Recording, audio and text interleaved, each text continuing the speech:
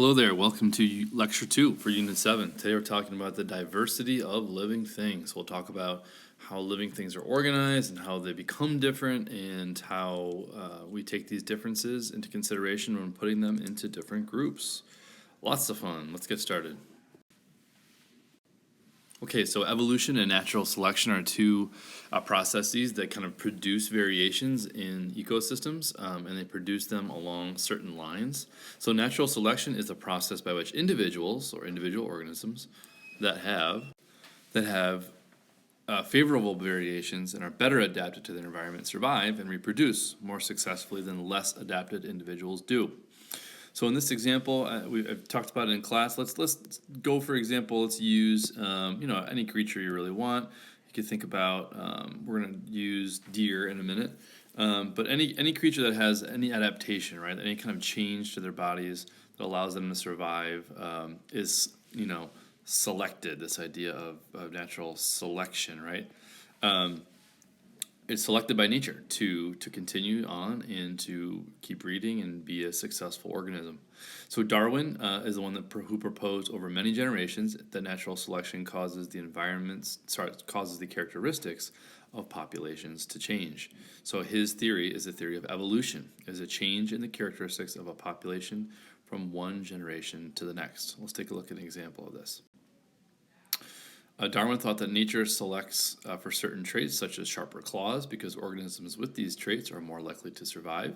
You can replace sharper claws with, thicker fur, webbed feet, sharper teeth, good eyesight at night, even some behavioral traits, right? So like migration, herding, things like that. That are some kind of interesting feature of an animal. That's what we call an adaptation. Over time, the population includes a greater and greater proportion of organisms with that beneficial trait. As the populations of a given species change, so do the species. So one thing you should know about evolution, one thing you should know about natural selection, that it takes time, okay?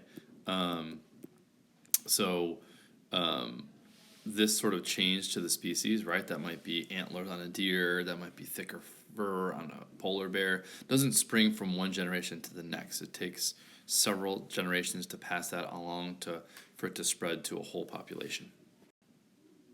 Okay, so here's our example here, a population of deer. So we'll start with these. These deer live in a warm climate, right? Some have thicker fur than others. So these darker ones here have the thicker fur than the lighter colored ones.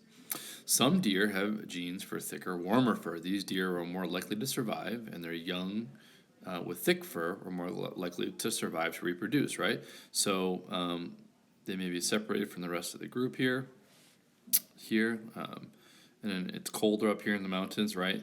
So the ones without the thicker fur don't live long enough to reproduce. And then as years pass, and that's a key, a generation or so, there's more deer with the thicker fur, right, which are going to breed and pass on their thicker fur to more. And you can see from the end, right, compared to the beginning of this population of deer, notice how the population has changed from less thicker fur to dominated by the thicker fur deer. So an adaptation is the process of being adapted to an environment. It's an anatomical, physiological, or behavioral change that improves a population's ability to survive. So anatomical meaning like a body part. Okay. Physiological meaning something to do with the body themselves, or like a characteristic that might be size or the shape of their body, right? And then behavioral are actions they take, right? So that might be migration, that might be nocturnal habits, that might be hibernating, that might be group hunting, that might be solo hunting in some cases, that might be caring for their young, that's a behavioral adaptation. All those are examples of adaptations that aren't part of the animal's body. Okay, so now let's talk about how we organize living things and talk about the diversity. So diversity meaning sort of the differences, right, between living things, and sort of how we take these differences and use them to classify. So most scientists classify organisms into 3 domains and 4 kingdoms. based on different characteristics. And the word classify here, if you're not sure what that means, just means sort of organize. Okay. And there's a lot of living things on this planet, right? There's just millions of species, or maybe thousands of species, tons of insects, tons of mammals, lots of fish, and it really helps us to categorize things. So we classify all kinds of things in our lives, to the grocery store, to our clothing, and we do that to make things easier to identify and to kind of learn about them, right? So you keep your clothes in different drawers so you can get dressed more easily in the morning. We classify organisms to make it easier to compare and to learn about them. So the members of the three domains, which is the biggest organization, get their food in different ways, and they're made up of different types of cells, the smallest unit of biological organization. So we're going to look at their cells and how they get their food as the main way we classify. So the cells of animals, plants, fungi, and protists all contain a nucleus. This is an important distinction. While bacteria, fungi, and plants have cell walls, okay? So they may not have a nucleus, and so it's kind of like, do you have a nucleus? Yes or no? You go in this category. Do you have a cell wall? Yes or no? You go in this category. So take a look on the next slide. So you can see the different organization, different domains here, okay? You've got, as you can see on the left here, the three main domains, okay? The domain archaea, domain bacteria, and domain eukarya, okay? So archaea is unicellular, okay, meaning they're a single cell, right? So here we're talking about the most basic form of life. They lack a nuclei, they divide in half, right? That's mitosis. They often are found in harsh environments. There's a few examples here. We're just talking about super simple single cell organisms, that kind of just look amorphous. They have kind of just a irregular shape here with some different structures and organelles inside. Now bacteria, you're probably more familiar with. They also are single celled. They lack nuclei, so they're similar, but they reproduce by dividing half, and they're incredibly common. Okay, so protobacteria are in soils. Cyanobacteria or blue-green algae we can actually see in some of our local bodies of water, which can produce some nasty stuff for humans. Stay away from those blue-green algae. And then eukarya are unicellular and multicellular, right? So the multicellular just meaning more than one cell, and they produce sexually and asexually. So sexual reproduction, you might remember from life science, is when there's two male and female sex cell that come together to form an offspring. Here we're talking about fungi, protists, all plants, and all animals are in domain eukarya. We are in the domain eukarya as an animal, okay? And then from there, we break down into four kingdoms, so fungi, protista, plantae, and animalia. So these four kingdoms are huge groups ranging from all the different fungi, all the different protists, so talking about amoebas, paramecium, all these kind of weird looking things with nuclei and vacuoles and all kinds of little features. That would be over here. That's my drawing of an amoeba. Plants, what that looks like. And humans, I think what that looks like are part of Animalia. All the way down from the simplest corals and sponges all the way up to, platypuses and humans and dogs and cats and all that would be in that category there, okay? So certainly know the four kingdoms, the three domains for your quiz. Okay, quick rehash of what we just saw. Again, archaea, domain archaea, are different from bacteria based on their genetics. Bacteria usually have a cell wall, and they're produced by cell division or mitosis. Archaea and bacteria do not have a nucleus, so that is a key thing to remember. Bacteria and archaea live in every habitat on Earth, so all the way down at the bottom of the ocean, that area we talked about where there's no life, that is where you might find these little guys. And they are hardy, tough creatures that have really been on this planet for 3.5 billion years. They've been around a long time. So when we see bacteria in the environment, they do kind of a couple different things for us. Some good, some bad. Some bacteria break down remains of soil. All right, so that's good. Bacteria kind of are decomposers. They're known as part of that group that decompose waste. They recycle nutrients like nitrogen and phosphorus. They really help plants grow. So some certain bacteria convert nitrogen from the air into a form that plants can use. This conversion is important because nitrogen is the main component of proteins and genetic material.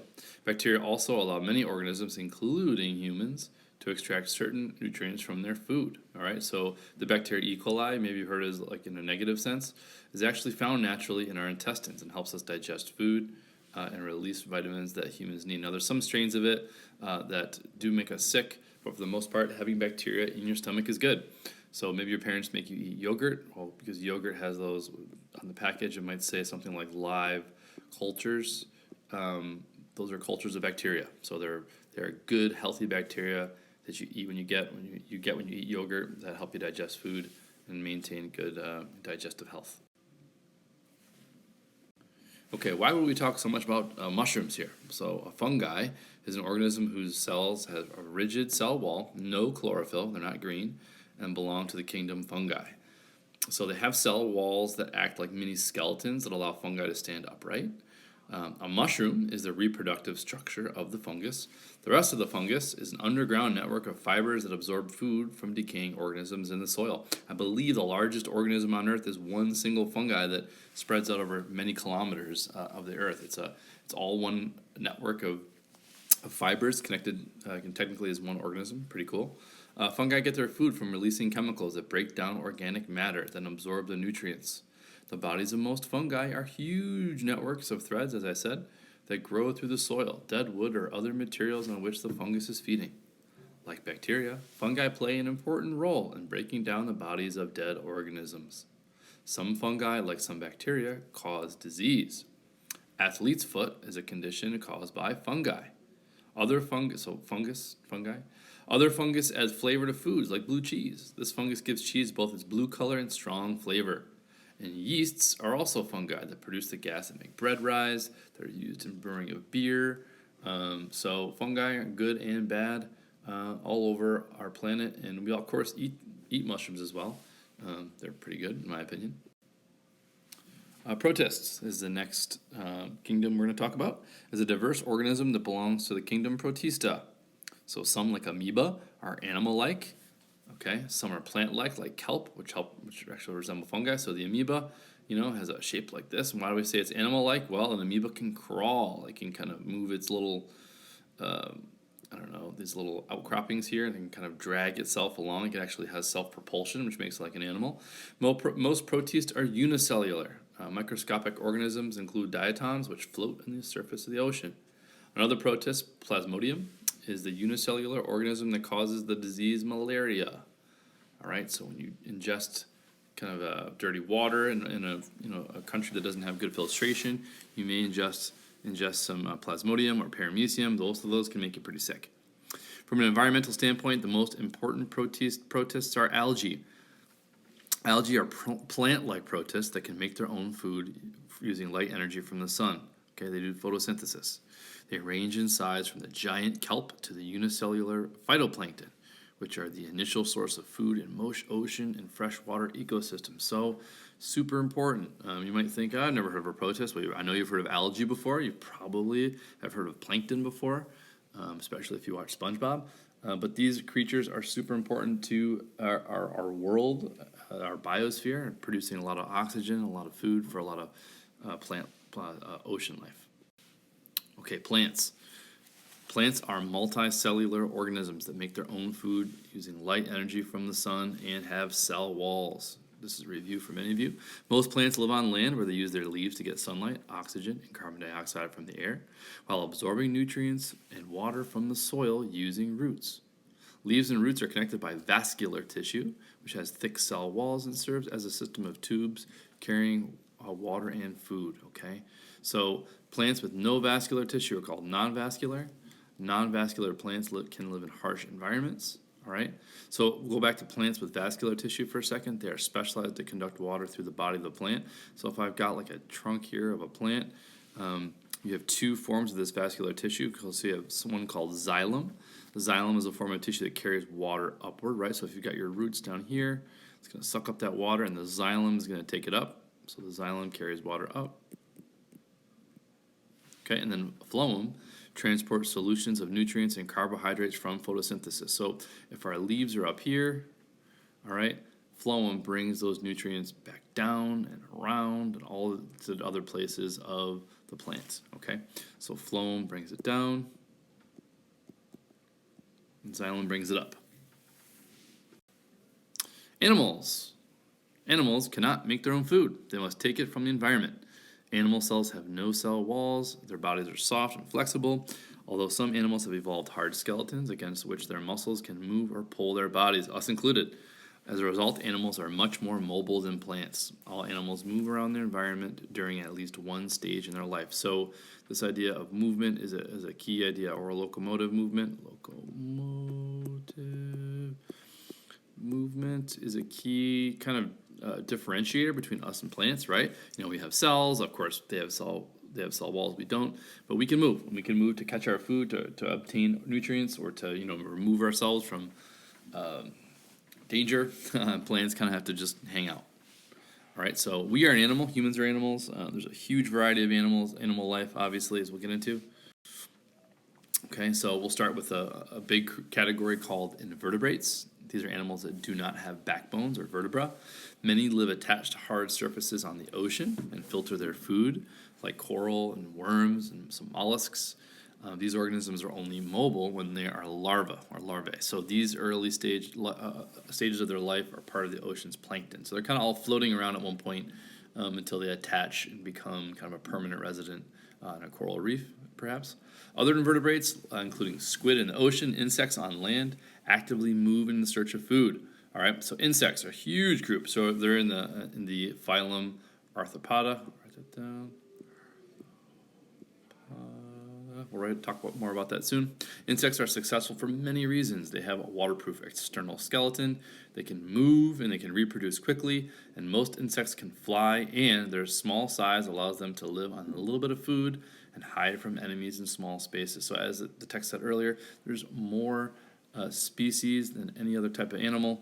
They're super successful creatures. Pests, one for sure to us in some ways, but definitely successful in terms of natural selection. All right, so more invertebrates. Many insects and plants have evolved together. So we kind of see this coevolution here.